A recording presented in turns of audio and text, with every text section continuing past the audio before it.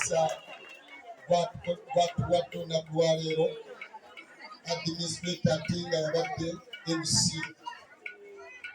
Twagala okwebaza Katonda olwakadde akalungi ke tutuuseemu. Njagala kwogera ku bintu biri bisatu naye nga nsooka okwebaza Mukama atusobozesezza nate okutuuka ku buwanguzi buno olunaku olwaleero.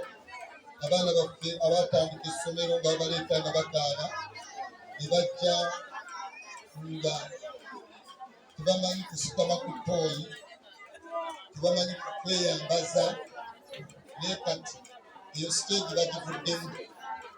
Era ntwala omukisa guno nate okwebaza headmaster w'essomero lyaffe Mr. Emmanuel Siwa, omusajja oyo tumukubira engalo ez'amaanyi. N'olukiiko lwonna zongere kale n'akalulu kakule, n'olukiiko lwonna olutwala essomero.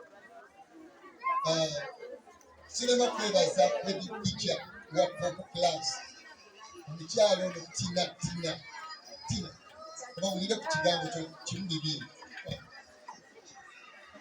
Abazadde bange Mukama yeebazibwe, n'eri abasiraamu assalaamu aleikum.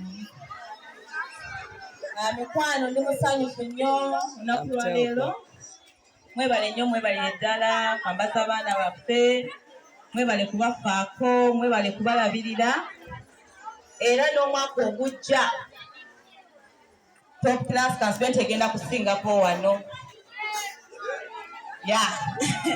Obugambo bwabwe munayo